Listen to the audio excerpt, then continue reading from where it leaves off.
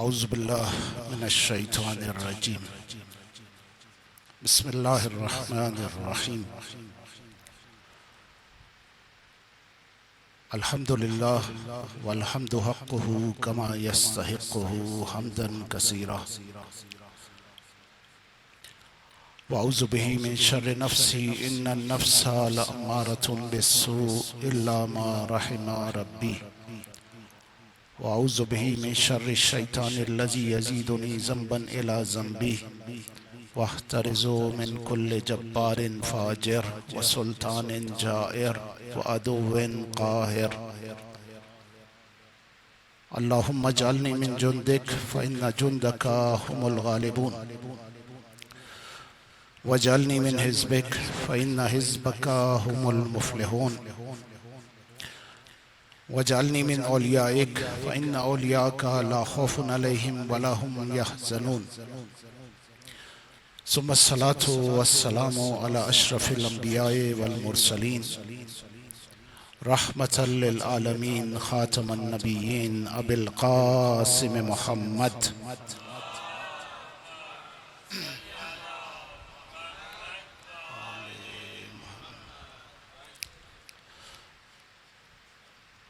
وعلى أهل بيته الطيبين الطاهرين المعصومين سيما بقية الله في الأرضين عجل الله في فرجه أما بعد فقد قال الله في كتابه المجيد ومن آياته أن خلق لكم من أنفسكم أزواجا لتسكنوا إليها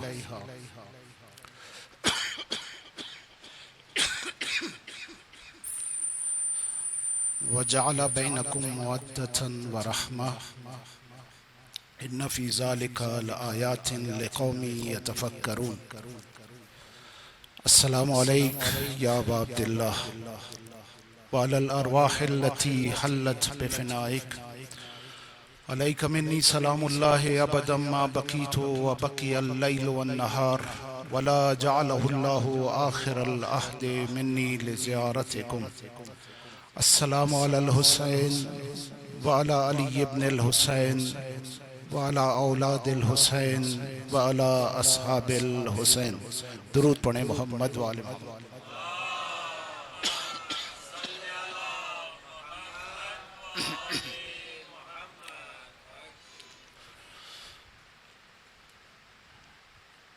کربلائی گھرانہ اور اس کی خصوصیات کے عنوان سے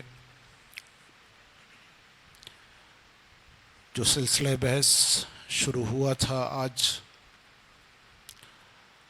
اس کی 5ویں مجلس، اور ہم نے آپ کے سامنے بیان کیا کہ کربلائی گھرانہ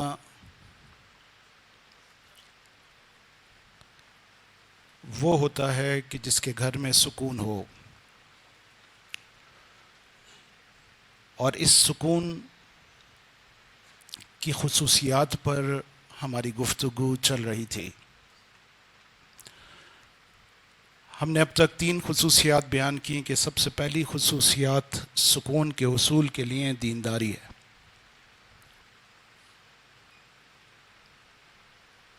دوسری عاقل اور فہیم ہونا ہے، اور تیسری جو کہ ہم نے کل آپ کے سامنے بیان کی وہ حسن اخلاق کا ہونا. اور یہ بات کل ہمارے سامنے ظاہر ہوئی کہ اخلاق کا ہونا گھر کے سکون کے لیے بہت اہم ہے.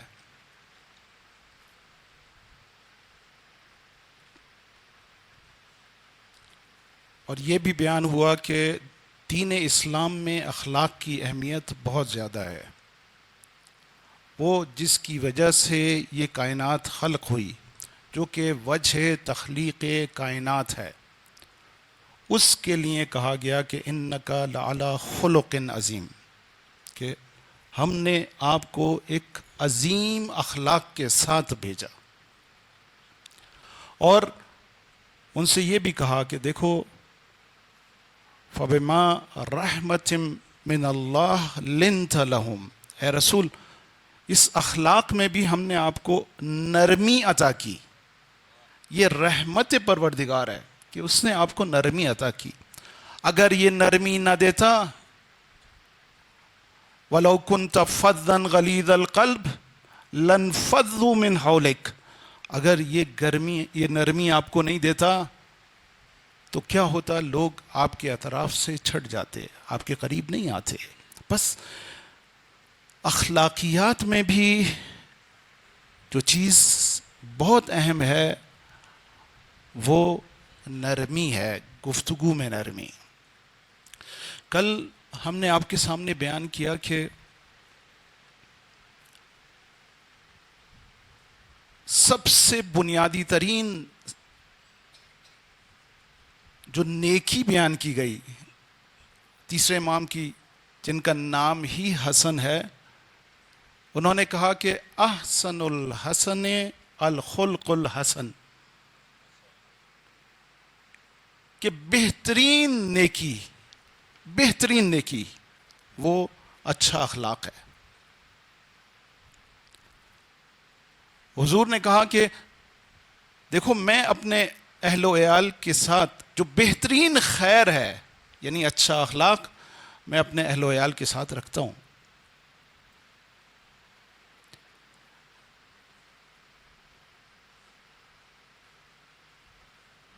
پھر ہم نے آپ کے سامنے بیان کیا کہ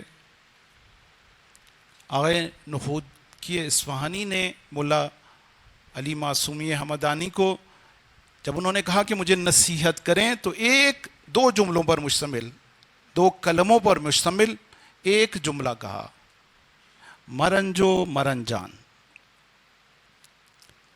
نہ خود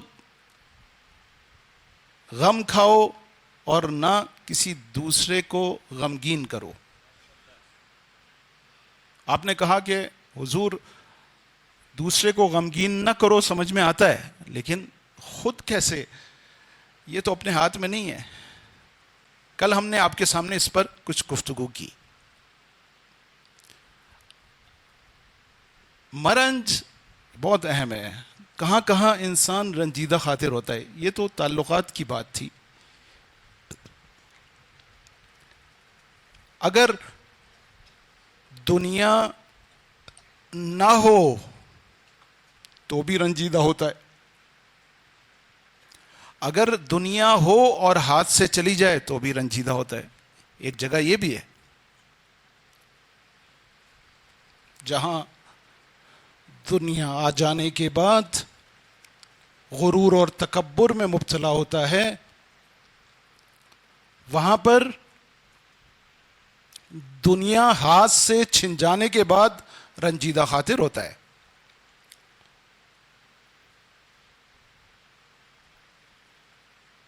بارہا آپ نے دیکھا ہوگا، خاص طور پہ ہمارے گھروں میں ہماری خواتین، اگر دنیا کی چیز موجود ہے، دنیا کی نہیں، چلیں گزارا ہو رہا ہے،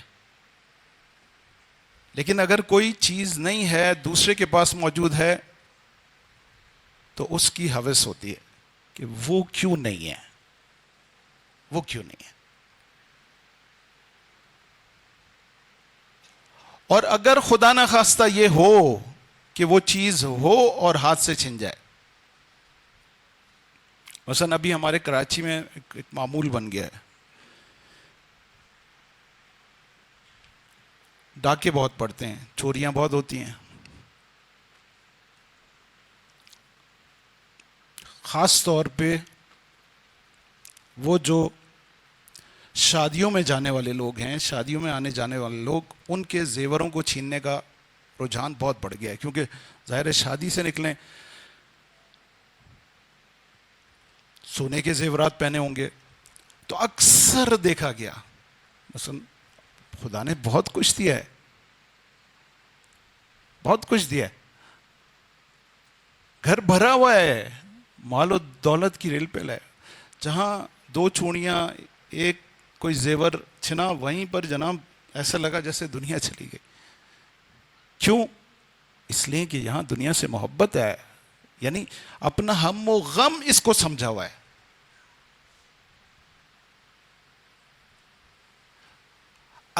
اگر یہ محبت دنیا سے ہوگی تو گھر میں نہ صرف یہ کہ گھر میں سکون نہیں آ سکے گا، بلکہ ہمارا جو ہدف ہے مثلا ایک ولی کی محبت بھی پیدا نہیں ہو پائے گی. ایک ولی کی نصرت تو بہت دور کی بات ہے، محبت پیدا ہونا بھی مشکل ہو جائے گی.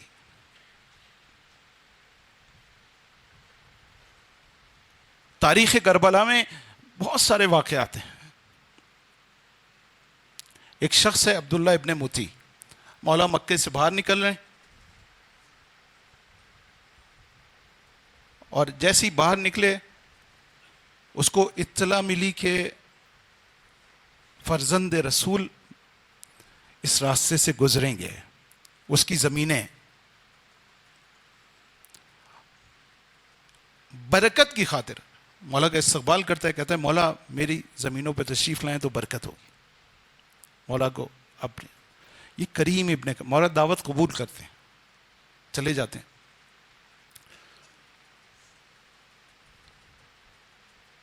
تھوڑی دیر بات چیت ہوتی ہے، پوچھتے ہیں تجھے کوئی مشکل تو نہیں ہے؟ کہتا ہے کہ مولا ویسے تو خدا نے بہت کچھ دیا ہے، یہ زمینیں بھی اللہ ماشاء اللہ کافی ہیں میرے پاس، لیکن مشکل یہ ہے کہ پانی کم ہے، پانی نہیں ہے. مولا کہتے ہیں یہاں کنواں ہے؟ کہاں؟ کہتا ہے کنواں ہے لیکن خشک ہے. مولا کہتے ہیں اچھا مجھے کنویں کے پاس لے جاؤ. کنویں کے پاس لے کے جاتا ہے. مولا کہتے ہیں کوزے میں پانی لاؤ. پانی لاتا ہے. مولا کوزے سے پانی کو دہانے مبارک میں لیتے ہیں اور کنویں میں ڈال دیتے ہیں. تھوڑی دیر میں دیکھتا ہے کہ کنویں میں پانی آ گیا اور آہستہ آہستہ اوپر آ رہا ہے. تھوڑی دیر میں لبالب کنواں بھر گیا. بہت خوش ہوتا ہے، کہتے ہیں مولا آپ نے تو میری مشکل حل کر دی. جو سالوں سے سوکھا کنواں تھا، پانی نہیں تھا اس میں، آپ مولا جانے لگتے ہیں. بتاتے ہیں کہ میں کوفہ جا رہا ہوں اور اس طرح سے ایک معرکہ درپیش ہے. کہتے ہیں عبداللہ ہمارے ساتھ چلو گے؟ کہتے ہیں مولا آپ کے ساتھ؟ مولا ابھی تو پانی آیا ہے، ابھی تو میں زمینیں سیراب کروں گا، پھر فصلیں اگیں گی، پھر میں ان فصلوں کو کاٹوں گا، پھر ان کٹی فصل کو بیچوں گا، اس سے میں پیسے لوں گا. مولا ابھی تو میں نے زندگی گزارنی ہے، ابھی تو دنیا ملنی شروع ہوئی ہے. مولا کا ساتھ نہیں دیتا. یہ دنیا ہے، یہ دنیا کی محبت ہے.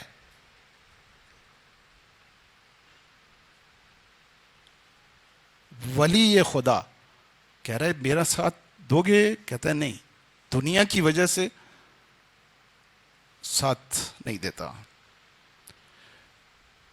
ایک اور کردار ہے عبید اللہ ابن حر جوفی. کوفہ سے پہلے ایک مقام پر مولا سے کتراتا ہے کہ کسی طرح سے مولا کے سامنے، کوفہ کا رہنے والا ہے، مولا امیر المومنین کا محب ہے، زوجہ عاشق امیر المومنین ہے.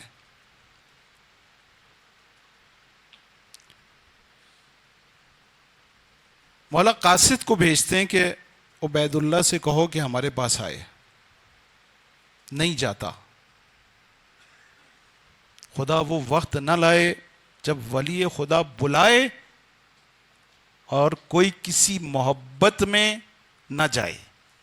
یہ وقت نہ آئے کسی کے اوپر. مولا خود تشریف لاتے ہیں، عبید اللہ کے خیمے میں خود آتے ہیں. کہتے ہیں عبید اللہ، دیکھتا ہے کھڑا ہو جاتا ہے. مولا آپ؟ کہتے ہیں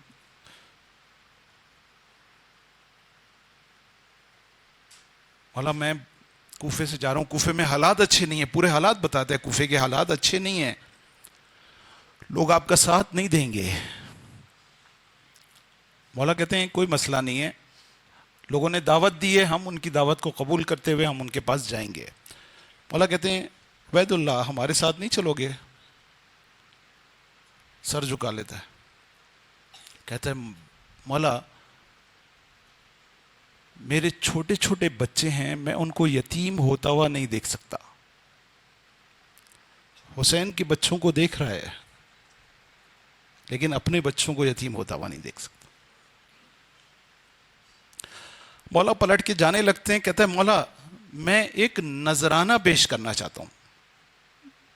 عزیزو مولا نے معیار دیا ہے، میں یہاں سب بیٹھے ہوئے لوگوں کے سامنے اس معیار کو اچھی طرح سے بیان کرنا چاہتا ہوں۔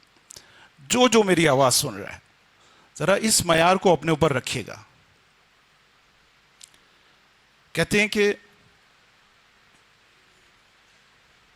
عبید اللہ ابن حر جوفی کہتا ہے کہ مولا میرے پاس ایک گھوڑا ہے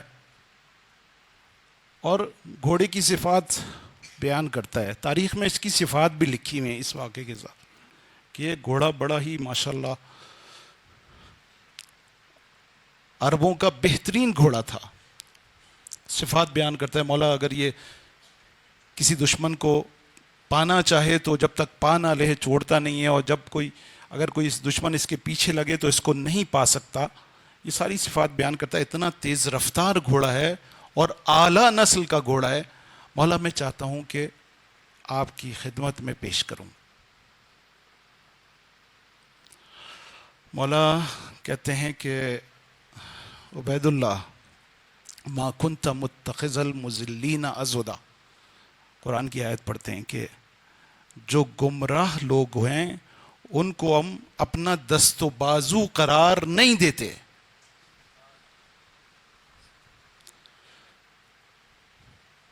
معیار دیا ہے، گمراہ لوگوں کو ولی خدا اپنا دست و بازو قرار نہیں دیتا۔ جب تم ساتھ نہیں دے سکتے تو تمہارے گھوڑے کا وہ کیا کریں، تمہاری نظر و نیاز کا کیا کریں۔ مولا کی یاد میں ہم بھی بڑی نظر و نیاز کرتے ہیں، مولا آ جائیں گے تو کیا کریں گے، کیا کریں گے۔ یہ پیسہ خرچ کرنا آسان ہوتا ہے، مشکل وقت میں ولی خدا کا ساتھ دینا اصل کام یہ ہے۔ دنیا ہے یہ دنیا، اگر دنیا سوار ہو جائے تو پھر یہ دنیا بھی مشکل بنتی ہے، جیسے ہم نے کل آپ کے سامنے بتایا، اور ولی خدا سے بھی دوری ہوتی ہے۔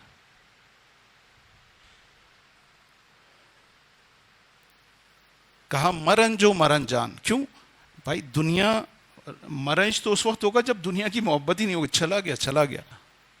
میں کل ہم نے آپ کے سامنے کہا کہ آغا نے کہا کہ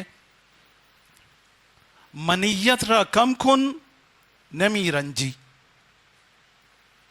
اگر اپنی میں اور میرا کو ختم کر دیں، میری گاڑی میرا گھر، ارے یہ سب کچھ خدا نے دیا ہے، تیرا کیا ہے، کچھ بھی نہیں۔ یہ جو تیرا وجود ہے وہ تیرا نہیں ہے، یہ وجود جس کو میں کہتا ہوں میرا، یعنی یہ تو میں کہہ سکتا ہوں نا یہ بھی میرا نہیں ہے، یہ بھی میرا نہیں ہے، ایسے میرا نہیں ہے۔ میرا دماغ کام کر رہا ہے، لیکن دماغ ایسے کام کر رہا ہے کہ میرے پیر کا انگوٹھا اس دماغ کی وجہ سے چلتا ہے۔ اس دماغ حکم دیتا ہے تو میرا پیر کا انگوٹھا ہلتا ہے، یہ میرے ہاتھ ہل رہے ہیں، میرا دماغ مجھ سے کہہ رہا ہے، میں دماغ کے ذریعے سے اپنے پورے جسم کو چلا رہا ہوں، میرا دماغ کام کر رہا ہے۔ اس دماغ کو کام کرنے میں میرا کیا کردار ہے، میرا کیا کردار ہے، میں کیا کر رہا ہوں۔ میرا دل دھڑک رہا ہے، اس کی دھڑکن بتا رہی ہے کہ میں زندہ ہوں، اس دل سے خون صاف ہو کر پورے جسم میں جا رہا ہے، اس دل کو دھڑکانے میں کام کروانے میں میرا کیا کردار ہے، میں کیا کروا رہا ہوں۔ ابھی چلتے چلتے رک جائے تو میں کیا کر لوں گا، کیا کر لوں گا۔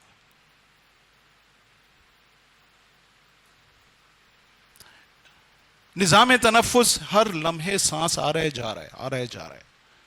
ایک دفعہ نیچے جا کے اوپر نہیں آئے، میں کیا کر لوں گا؟ میرے پاس کتنا اختیار ہے، اپنے جسم کا اختیار نہیں ہے، اپنے وجود کا اختیار نہیں ہے، تو پھر کیسی دنیا اور کیسے میری چیزیں؟ کیسے؟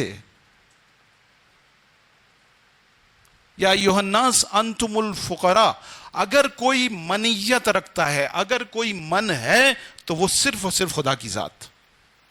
یا ایھا الناس انتم الفقراء الی اللہ واللہ هو الغنی الحمید. فقیر محض ہو تم. ایک لمحے اگر اس کی نظر رحمت میرے اوپر نہ پڑے تو میں چل پھر نہیں سکتا، اپنی زندگی نہیں گزار سکتا. تو میں کیا اور میرا کیا؟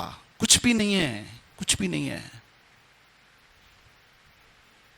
اس حقیقت کو سید الشہداء نے کربلا پہنچنے کے بعد مولا نے ایک خط اپنے بھائی محمد حنفیہ کو لکھا ہے.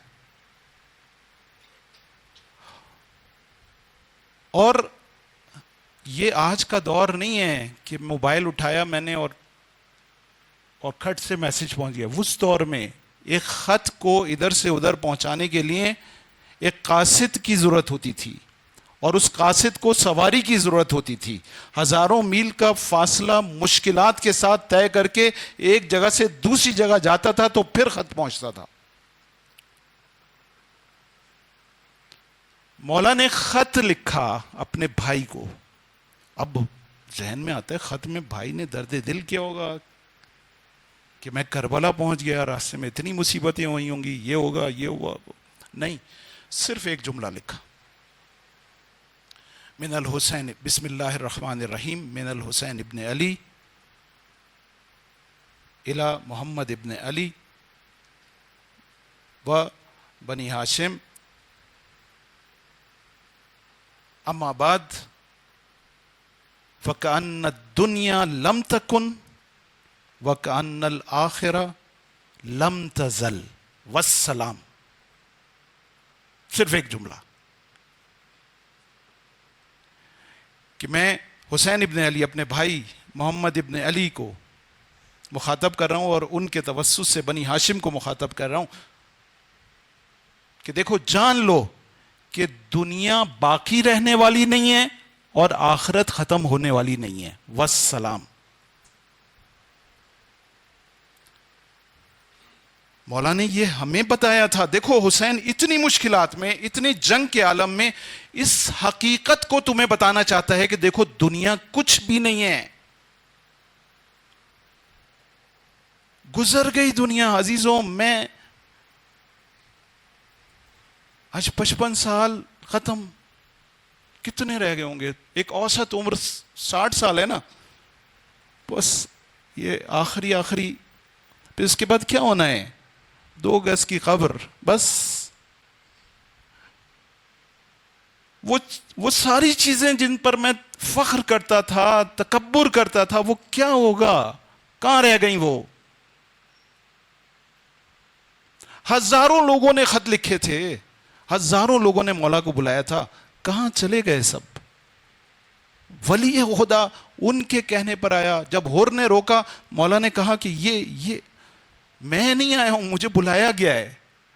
مولا نے اپنے خط، وہ ساتھ میں وہ خط بھی لے کر آئے تھے، مولا نے کہا یہ لو، یہ خط موجود ہیں. تو ہور نے کہا میں نے خط نہیں لکھا. کہا تم نے نہیں لکھا، کوفے والوں نے لکھا ہے، مجھے بلایا ہے. 18,000 خطوط، جو کم سے کم تعداد ہے وہ 40,000 کی بھی تعداد ہے. اور ایک ایک خط پہ کئی لوگوں کے دستخط تھے. کتنے لوگوں نے بلایا ہوگا؟ لیکن ہوا کیا؟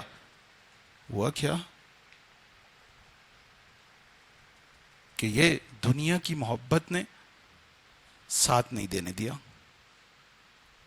ولی خدا اس غربت کے عالم میں، مظلومیت کے عالم میں شہید ہو گیا. یہ دنیا ہے. مولا نے جب عبداللہ ابن عمر نے کہا ہے کہ آپ نہیں جائیں، کوفہ آپ کا ساتھ نہیں دے گا مکہ میں، تو مولا نے کہا یہ دنیا اتنی پست ہے کہ ایک صبح میں بدتر انبیاء کو قتل کرتی ہے اور یحییٰ جیسے مقدس نبی کا سر کاٹ کے فاحشہ کی خدمت میں بھیجتی ہے اور پھر اپنے کاموں میں ایسے مشغول ہو جاتی ہے جیسے اس نے کچھ کیا ہی نہیں ہے. اتنی پست ہے. یہ دنیا ختم ہو گئی، ختم ہو جائے گی، لیکن ہم نے اس زندگی میں جو خدا نے ہمیں دی تھی، ہم نے کیا کیا؟ ہم نے کس حد تک خدا، اس کے رسول اور اس کے ولی کا ساتھ دیا؟ آج اگر ولی پردے غیبت میں بھی موجود ہے تو بھی میں ذمہ دار ہوں. اگر پردے غیبت میں ہے اور ظہور نہیں کرتا تو میں ذمہ دار ہوں. کیوں نہیں ظہور کر رہا؟ اس لیے کہ میں تیار نہیں ہوں، ہم تیار نہیں ہیں، ہم آمادہ نہیں ہیں. اس پورے کوئٹہ میں اس ہال میں بیٹھے ہوئے لوگ کافی ہیں، بہت ہیں اگر آمادہ ہو جائیں تو، لیکن نہیں ہیں اتنے لوگ، نہیں ہیں، ہم تیار نہیں ہیں. ابھی میرا مولا آ جائے، بلائے کہ آ جاؤ، کتنے جائیں گے؟ کوئی کہے گا ابھی کل جاب ہے میری. جو امام حسین تریما ابن عدی ادے ایک شخص ہے جو کہ 9 محرم تک مولا کے ساتھ. مولا سے کہا کہ ابھی یمن میں اپنے گھر والوں کو کچھ دے کر آتا ہوں، بس آپ کی خدمت. واپس آیا تو سب ختم. جب ولی خدا موجود ہو پھر نہ کوئی ماں ہے، نہ کوئی باپ ہے، نہ کوئی اولاد ہے. پھر صرف اور صرف اس کی نصرت ہے، اس کا حکم ہے. یہ ہے ولایت، یہ ہے ولایت. ہمیں یہاں تک پہنچنا ہے.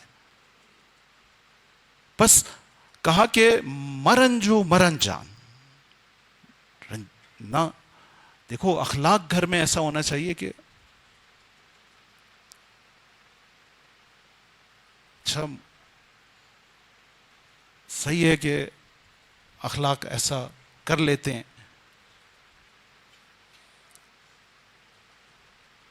عزیزو، میں نے کل بھی بتایا، آج پھر بتا رہا ہوں کہ اس اخلاق کا مجھے میری زندگی میں فائدہ ہے. میری زندگی میں فائدہ ہے. جہاں ان کا حکم ہے میں ان کی اطاعت کر رہا ہوں، وہاں پر مجھے میری زندگی میں فائدہ ہے. سکون سے کس کو فائدہ ہوگا؟ بے سکونی سے سب سے زیادہ نقصان کس کو ہوگا؟ کہا دیکھو اخلاقیات کو، یعنی اچھی طرح سے بات کرنا، جس طرح سے اہل بیت نے سکھایا ہے. کل میں نے بتایا طرز تخاطب انہوں نے بتایا ہے. حدیث قصہ بہترین حدیث ہے، اس کا ثواب بہت زیادہ ہے، لیکن ہم نہ اس پہ غور کرتے ہیں، نہ اس طرح سے پڑھتے ہیں جس طرح سے پڑھنا چاہیے. بی بی نے کس طرح سے اپنے بچوں کو خطاب کیا ہے؟ کیا واقعاً ہم اس طرح سے کرتے ہیں؟ کس طرح سے انہوں نے اخلاقیات ہم کو سکھائی ہیں؟ مولا امیر المومنین اور جناب مختصر زندگی ہے، لیکن زندگی گزارنے کا بہترین سلیقہ سکھایا ہے. بہترین سلیقہ. آپس میں میاں بیوی کس طرح سے بات کریں. کل میں نے کہا کہ مولا نے کہا کہ ہوا ہی نہیں کبھی ایسے کہ فاطمہ نے مجھے ناراض کیا ہو اور میں نے فاطمہ کو ناراض کیا ہو. طرز تخاطب یا ابو الحسن، یا ابن امی، اپنے بچوں کو یا قرۃ عینی، اے میری آنکھوں کی ٹھنڈک، یا ثمرۃ فوادی. یہ انداز ہے. ہم دیکھیں ہمارے گھروں میں انداز کیا ہے. یہ جو بد اخلاقی ہے یہ ہمارے گھر میں مشکلات لا رہی ہے. کہا کہ من ساء خلقہ ذاق رزقہ. یہ جو رزق کم ہو رہا ہے، یہ جو روزی، یہ صرف یہ نہیں ہے کہ مشکلات ہیں میں تو اپنی جگہ نہیں. یہ دیکھنا چاہیے کہ ہم گھر میں کوئی ایسی حرکت تو نہیں کر رہے کہ جس کی وجہ سے رزق کم ہو گیا. کہا حدیث ہے یہ کہ اگر گھر میں اخلاق اچھا نہ ہو تو رزق کم ہو جاتا ہے، روزی کم ہو جاتی ہے. اگر کوئی اچھی طرح سے اس کا طرز تخاطب اچھا نہ ہو، نعوذ باللہ من ذالک فوش کلامی کرتا ہو، تو یہ کہا گیا کہ اس فوش کلامی کی وجہ سے گھر کی برکت ختم ہو جاتی ہے. خدا اس کو اس کے حال پر چھوڑ دیتا ہے. استغفر اللہ. اگر خدا کسی کو کسی کے حال پہ چھوڑ دے تو پھر تو اس کا اللہ ہی حافظ ہے. معیشت میں تنگی ہو جاتی ہے، یعنی بدخلقی کے 3 نقصانات ہیں، بد زبانی کے 3 نقصانات ہیں. برکت ختم ہوتی ہے، خدا اس کو اس کے حال پہ چھوڑ دیتا ہے،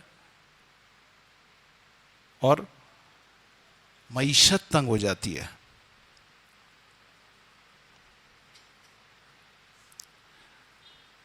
کل میں نے آپ کے سامنے سعد بن معاذ کی جو بات کی، سوال ہوا کہ آغا یہ تو شہید ہے، اور شہید کا حدیث ہے پہلا قطرہ خون جب زمین پر گرتا ہے تو اس کے سارے گناہ معاف ہو جاتے ہیں.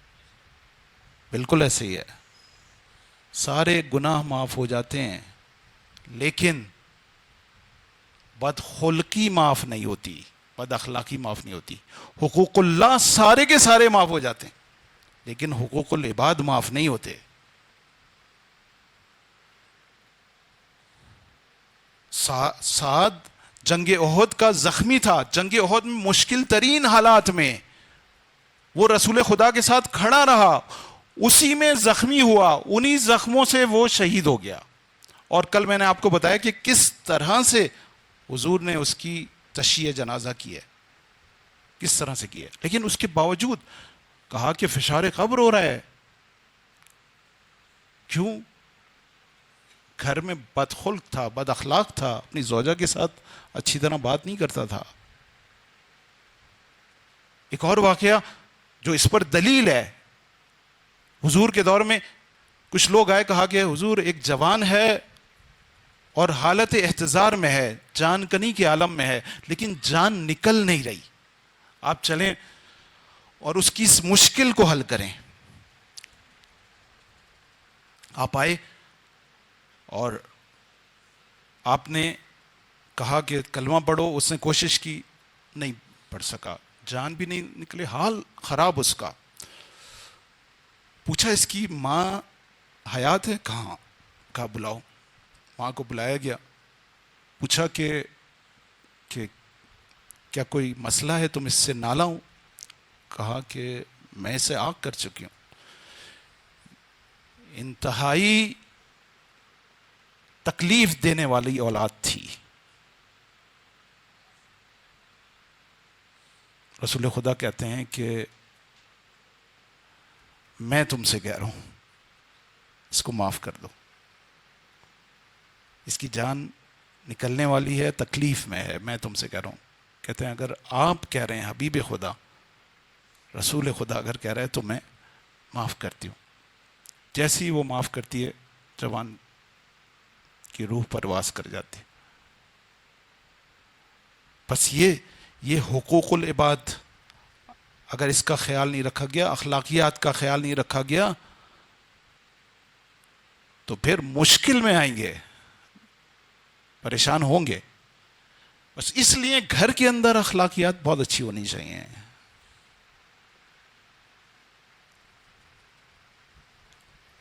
ایک اور بات جو ذہنوں میں آئی کہ آغا آپ نے شرائط بیان کیے ہیں، سکون کے لیے گھریلو زندگی اچھی طرح سے گزرے، آپ نے شرائط، آپ نے صفات بیان کی ہیں. مثلا دیندار ہونا چاہیے، عاقل ہونا چاہیے، اور بااخلاق ہونا چاہیے. اگر نہ ہو تو پھر کیا کریں؟ اس طرح کی باتیں ہمارے پاس بہت سی آتی ہیں. مثلا مسائل، آج کل گھروں میں بہت زیادہ مسائل ہیں. ہم کراچی میں آئے دن اس طرح، پوری کراچی میں 2 دفتر بنائے گئے ہیں، ایک انچولی سوسائٹی میں، ایک جعفر سیار سوسائٹی میں، جن کے پاس ٹائم ہی نہیں ہے. اتنے کیسز آتے ہیں گھریلو اختلافات کے، اتنے میاں بیوی میں اختلاف، تقریباً 99% میاں بیوی کے اختلافات ہیں. طلاقوں کا رجحان بہت زیادہ ہو گیا ہے، ذرا سی بات پہ طلاق. مثلا یہیں پر ہی 2 مورد صرف آپ کو بتاتا ہوں. مثلا ایک کوئی آیا، کہنے لگا کہ میری بیوی جو ہے وہ بہت جلدی دوسروں کی باتوں پر یقین کر لیتی ہے، بہت ہی سادہ بیوقوف ہے. کیا کریں؟ طلاق دے دیں؟ بھائی کیوں اتنی جلدی طلاق دے دیں؟ طلاق اتنی تکلیف دہ چیز ہے کہ زمین و آسمان ہل جاتے ہیں. جس وقت کسی کی طلاق ہو رہی ہو زمین و آسمان پہ لرزہ داری ہو جاتا ہے. یعنی آپ جب کسی کو، جب تک ہم کہہ رہے ہیں ابھی نوجوانوں سے ہم کہہ رہے ہیں جب آپ شادی نہیں کی آپ اچھی طرح سے تحقیق کریں، دونوں طرف، لڑکا بھی تحقیق کرے لڑکی، اور جو شرائط بیان کی جا رہی ہیں ان کے مطابق. لیکن اگر شادی ہو گئی ہے تو بھائی مرد بنے ہیں.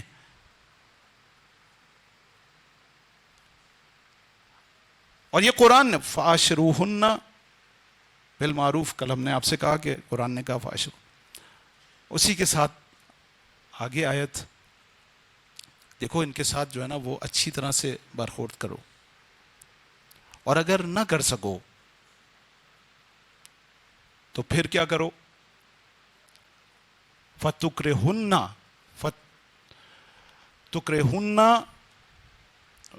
درود پڑھے محمد و آل محمد.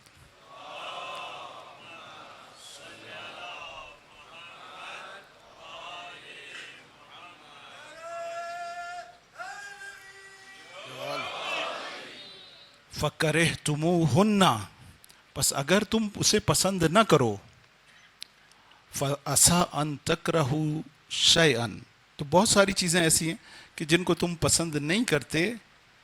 وَيَجْعَلُ اللَّهُ فِيهِ خَيْرًا كَثِيرًا، خدا اس کے اندر نہ صرف خیر بلکہ خیر کثیر تمہیں دیتا ہے. بہت ساری چیزیں تمہیں پسند نہیں آتی لیکن اس کے اندر خیر کا پہلو نکلتا ہے تمہارے. اب آپ نے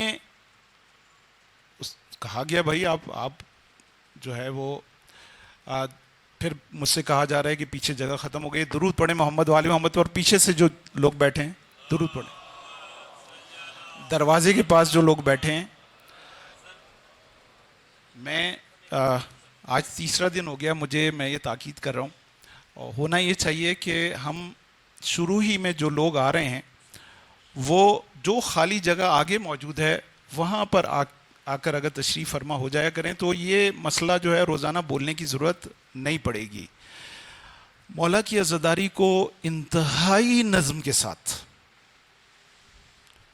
یہ وظیفہ ہے ہم سب کا کہ نظم و ضبط کا خیال رکھیں، اور ایک نمونے کے طور پہ پیش کریں کہ ہم حسین کے ماننے والے بہترین نظم رکھتے ہیں.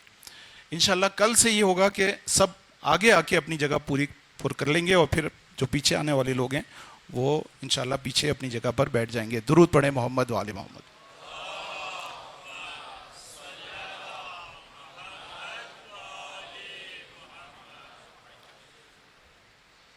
بس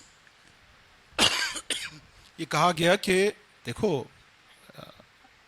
ان کے ساتھ اچھی معاشرت رکھو، لیکن اگر تمہیں پسند نہ آئے، اگر کوئی بات تمہیں اچھی نہیں، کوئی صفت اچھی نہیں لگ رہی، مثلا ہمارے یہاں اکثر ایسا ہوتا ہے کہ شادی کے بعد اندازہ ہوا کہ اس میں فلاں خامی موجود ہے، تو اب کیا کریں؟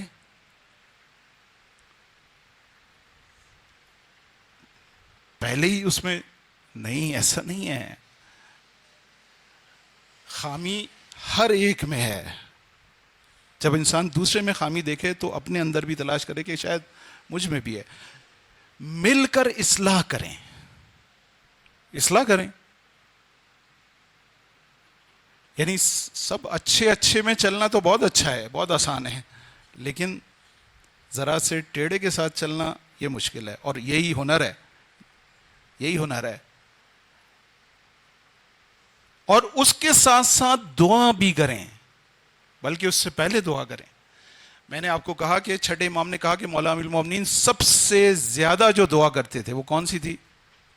ربنا ہب لنا من ازواجنا وذریاتنا قرۃ اعین، اے خدا میری زوجہ اور میری اولاد کو میری آنکھوں کی ٹھنڈک بنا دے. سب سے زیادہ سب کے سب یہ دعا کریں اور اس کے ساتھ کوشش بھی کریں. میں یقین سے کہتا ہوں، اور اس فرش اعضاء پر آ کر دعا کریں. میں نے پہلی مجلس میں کہا تھا کہ اس فرش اعضاء میں خدا کی خاص نظر عنایت ہے، خاص نظر عنایت ہے. خدا درود و سلام بھیجتا ہے جو یہاں پر آتا ہے، یعنی اپنی توجہ کرتا ہے. خدا یہاں پر آنے والے کو اپنا بنا لیتا ہے. تو وہ کیسے آپ کی دعا قبول نہیں کرے گا؟ یہاں پر آئیں، آپ دعا کریں اور اس طرح کی دعائیں مانگیں. اے خدا، میں چاہتا ہوں کہ ولایت پر ثابت قدم رہوں، ولایت پر چلوں، میرے گھر والے ولایت پر چلیں. بس فعاشرہن بالمعروف، ان کے ساتھ اچھی طرح رہو. فکرہتموہن، اگر تم یہ دیکھ رہے ہو کہ وہ صحیح نہیں ہے، نہیں چل پا رہی، تو پھر کوشش کرو. فعسیٰ ان تکرہوا شیئا، بہت ساری چیزیں ایسی ہیں جو تمہیں پسند نہیں آتی. وَيَجْعَلَ اللَّهُ فِيهِ خَيْرًا كَثِيرًا، اس میں خدا خیر کثیر ڈالتا ہے. بس یہاں ہمیں کوشش کرنی ہے. ایک بڑے عارف ہیں سید ہاشم حداد، آئے قاضی طباطبائی. آئے قاضی میرے خیال سے آپ لوگ جانتے ہوں گے. آئے قاضی استاد العرفاء ہیں، آغا بہجت کے استاد ہیں، امام خمینی کے استاد ہیں. آغا طباطبائی صاحب تفسیر المیزان کے استاد ہیں. بہت سارے لوگ، آغا نخودکی اصفہانی کے استاد ہیں. بہت سارے جو عرفاء ہمیں پچھلی صدی میں ملتے ہیں، ان سب کے استاد آغا قاضی ہیں. آغا قاضی کے بارے میں ان سے کسی نے سوال کیا، جو اکثر عرفاء سے سوال ہوتا ہے کہ آغا کبھی امام کی خدمت میں شرف یاب ہوئے ہیں؟ تو آپ کا جواب بڑا عجیب ہے. کہتے ہیں کہ ہم امام کے حضور سے الگ ہی کب ہوئے تھے جو شرف یاب ہوتے، یعنی ہمیشہ امام کے حضور موجود. وہ ذات، وہ آغا قاضی. آغا ہاشم حداد آپ کے بہترین شاگردوں میں شمار ہوتا ہے، بہترین شاگرد. وہ نقل کرتے ہیں، کہتے ہیں میں گیا اور میں نے ان سے کہا کہ آغا میرے ساتھ ایک فیملی پرابلم، ایک عائلی مشکل ہے، خانواد کی مشکل ہے. پوچھتے ہیں کیا؟ کہتے ہیں کہ میری سانس بہت بد زبان ہے اور مجھے بہت اذیت ہوتی ہے. میں مالی لحاظ سے کمزور تھا، ضعیف تھا، وہ مالی لحاظ سے اچھے تھے. میری شادی ہو گئی، جب سے شادی ہوئی ہے اس وقت سے لے کر آج تک وہ مجھے تانے دیتی رہتی کہ میں نے تمہیں اپنی بیٹی دے دی، میں نے اس کو بیچارہ کر دیا، اس کے اوپر ظلم کر دیا. تو میں چاہتا ہوں کہ اس کو، اپنی بیوی کو. تو آغا پوچھتے ہیں کہ تمہاری بیوی کے ساتھ کیسی زندگی گزری؟ کہ بیوی کے ساتھ کوئی مسئلہ نہیں ہے، لیکن کیونکہ میں رہتا ہوں ان کے گھر اس لیے میرے مسئلہ ہے، ہر وقت تانے سنتا ہوں. آغا کہتے ہیں کہ تمہیں اسی حالت میں، اسی گھر سے جو بھی عطا ہوگا وہ یہیں سے عطا ہوگا. پریشان ہوتے ہیں، کہتے ہیں اچھا استاد نے کہا ہے، وہ بھی آغا قاضی جیسے استاد نے کہا ہے، آ جاتے ہیں.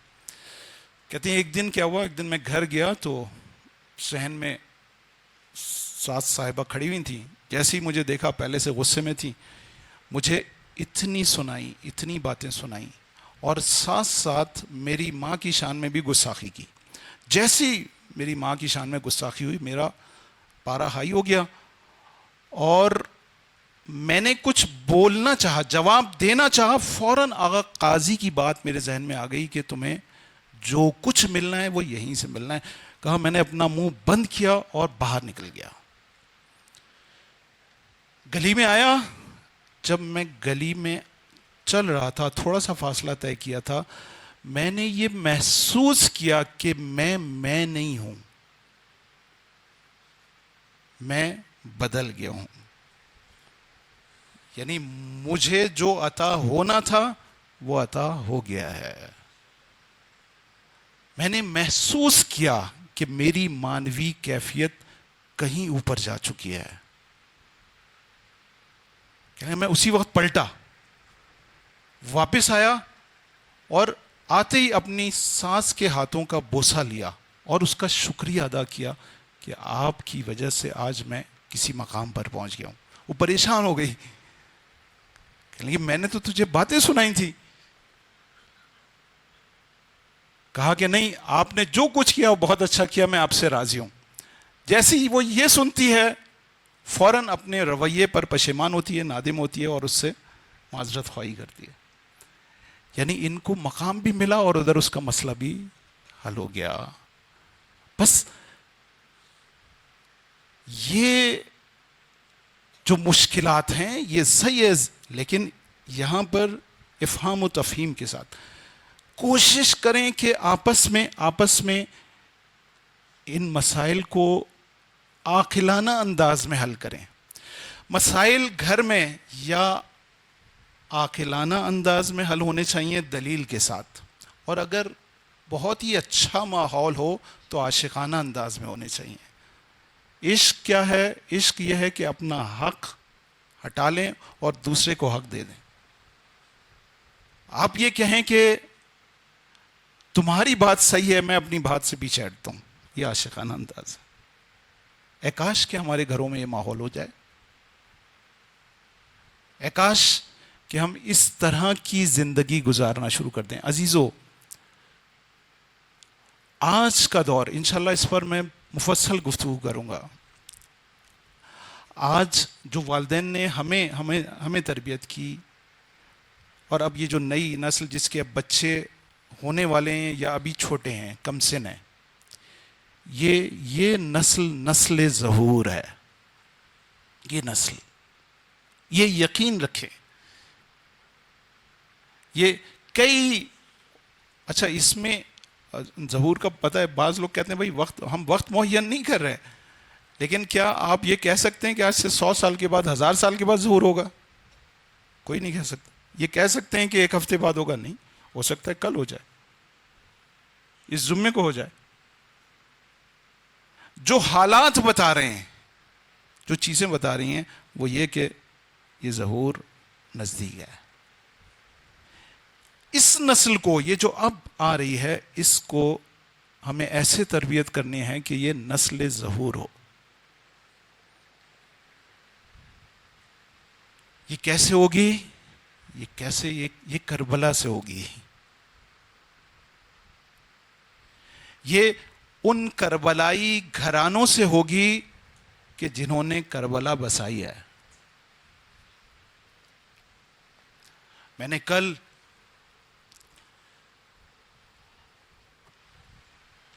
ایک ذکر کیا,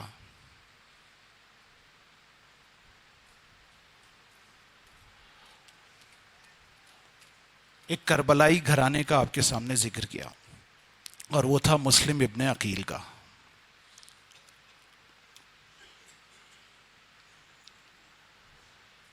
مسلم کے علاوہ مسلم کے 9 بھائی کربلا میں شہید ہوئے. مسلم کے 4 بچے کربلا میں شہید ہوئے, اور ایک بچی.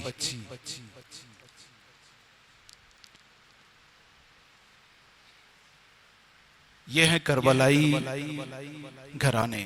آج جس گھر کا ذکر کرنا چاہتا ہوں وہ عبداللہ ابن جعفر طیار اور زینب کبریٰ کا گھر ہے.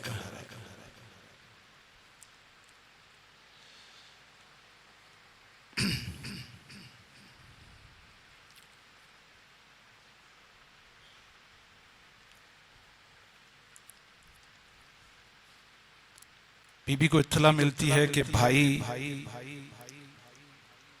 سفر کرنے کا عزم کر چکے ہیں. عبداللہ بیمار ہیں, زینب پریشان ہے کہ شوہر بیمار ہے اور حسین سفر کرنا چاہ رہے ہیں, کروں تو کیا کروں. بھائی حسین کی خدمت میں آتی ہیں, بھیا آمادہ ہو گئے، تیار ہو گئے ہو، جانا چاہتے ہو، میں بھی تمہارے ساتھ چلوں گی۔ مولا کہتے ہیں کہ زینب جب تک شوہر کی اجازت نہیں ہوگی تم نہیں جا سکتی۔ بی بی پلٹ کر آتی ہیں، گھر آتی ہیں، عبداللہ ابن جعفر طیار نیند کی حالت میں ہیں، بی بی سرانے کھڑے ہوتی ہیں، آنکھوں سے آنسو گرنا شروع ہوتے ہیں، عبداللہ کے چہرے پر گرتے ہیں، عبداللہ آنکھ کھولتے ہیں، کہتے ہیں بی بی کیا ہوا، کیوں گریا کر رہی ہیں؟ کہتے ہیں بھیا حسین مدینہ سے جانا چاہ رہے ہیں۔ کہتے ہیں زینب پریشان کیوں ہو، تم نے تو اپنے عقد میں شرط رکھی تھی، میری طرف سے اجازت ہے، میری طرف سے اجازت ہے۔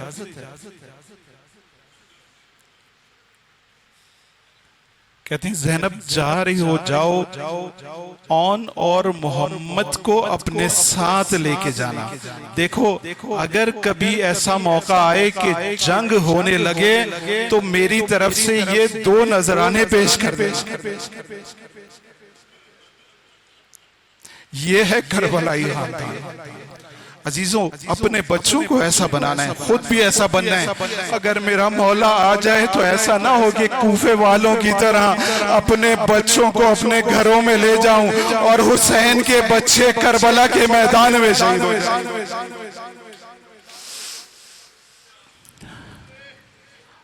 ہماری ہزار جانیں، ہمارے بچوں کی جانیں اپنے مولا پر قربان۔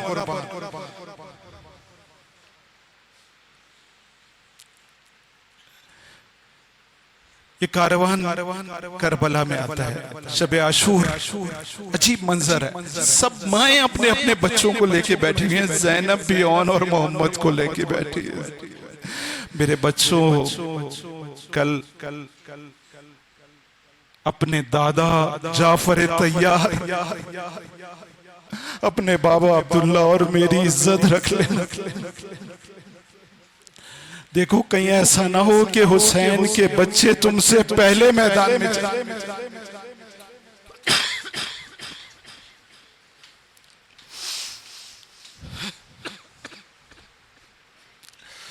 یہ کربلائی مائیں ہیں، ہمیں ایسی مائیں چاہیے۔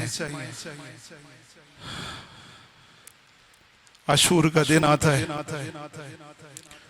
جنگ کا میدان سج جاتا ہے، اصحاب اپنی جانیں پیش کر دیتے ہیں، سب شہید ہو جاتے ہیں۔ بیوی اپنے دونوں بچوں کو نئے کپڑے پہناتی ہے، اپنے ہاتھ سے تیار کرتی ہیں، زرہ پہناتی ہیں، ان کی تلواروں کو ان کے گلے میں حمائل کر دیتی ہیں، اور دونوں کا ہاتھ پکڑتی ہیں اور بھیا کے پاس لے کر آتی ہیں۔ بھائی حسین، یہ زینب کی طرف سے نذرانہ ہے۔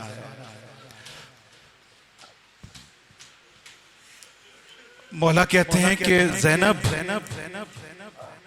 عبداللہ راضی نہیں ہوں گے، عبداللہ کی جب تک اجازت نہیں ہوگی میں یہ قبول نہیں کر سکتا۔ کہا کہ بھیا عبداللہ ہی نے کہا تھا کہ جب جنگ ہونے لگے تو میری طرف سے یہ پیش کرنا، اور بھیا عبداللہ نے یہ بھی کہا تھا کہ خبردار کہیں ایسا نہ ہو کہ حسین کے بچے میرے بچوں سے پہلے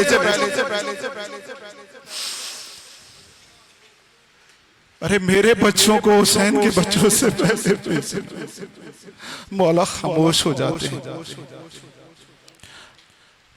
دونوں بچے ایک ساتھ جنگ میں جاتے ہیں، ایک میمنہ پر حملہ کرتا ہے، دوسرا میسرہ پر، اور یہ کہتے ہوئے حملہ کرتے ہیں کہ ہم جعفر طیار کے پوتے ہیں، ہمارا دادا وہ ہے جس کو جنت میں سبز پر عطا ہوئے ہیں، وہ جنت میں پرواز کر رہا ہے، محشر میں ہمارے لیے اتنا ہی کافی ہوگا کہ یہ کہا جائے کہ ہم جعفر طیار کے پوتے ہیں۔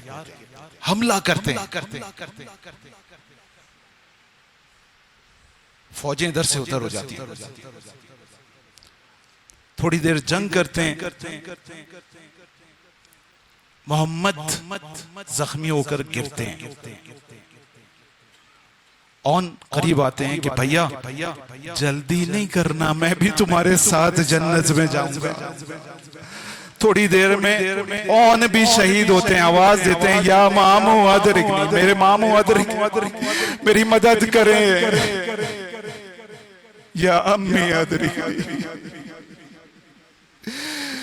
مولا سواری کو ایڑ لگاتے ہیں، دونوں کے سرانے پہنچتے ہیں تو دیکھتے ہیں دونوں شہید ہو چکے ہیں۔ اپنے دونوں بھانجوں کو، ایک کو دائیں جانب اور ایک کو بائیں جانب، مولا اٹھاتے ہیں، راوی کہتا ہے دونوں کی ٹانگیں زمین پہ خط بنا رہی تھی، لے کر آتے ہیں خیمے میں۔ خیمے میں عجیب منظر ہے، ایک بی بی جو سب سے پہلے آگے بڑھ کر لاشوں کو استقبال کیا کرتی تھی وہ زینب ہوا کرتی تھی۔ یہ واحد جنازے ہیں جن میں زینب نظر نہیں آتی۔ مولا پوچھتے ہیں زینب کیا ہے؟ سب دیکھتے ہیں زینب کو، ادھر ادھر زینب نظر نہیں آتی۔ کوئی بی بی جا کر زینب کو خیمے میں دیکھتی ہے، زینب سجدے میں پڑی ہے اور کہہ رہی ہے اللہم تقبل ھذا القربان، اے خدا میری اس قربانی کو قبول فرما۔ ارے زینب نے اپنے بچوں پر ماتم نہیں کیا، زینب شام غریبہ اپنے بچے کو نہ روئی، زینب شام سے کوفہ سے شام گئی، شام سے واپس آئی، 40 کے دن اپنے بھائی کی مرکت پر آ کر گریہ کیا، مدینہ پہنچی، نانا کی مرکت پر جا کر اپنے بھائی کا بوسہ دیا، اماں کی مرکت پر جا کر اپنے بھائی کا پرسہ دیا۔ ارے زینب کے غم کی گرہ اس وقت کھلی جب اپنے گھر میں گئی، ارے عبداللہ کے ساتھ اون محمد کے حجرے میں داخل ہوئی، اس وقت زینب نے کہا واہ اونا واہ محمدہ، ارے میرے معصوم بچے کربلا میں شہید کر دیے گئے۔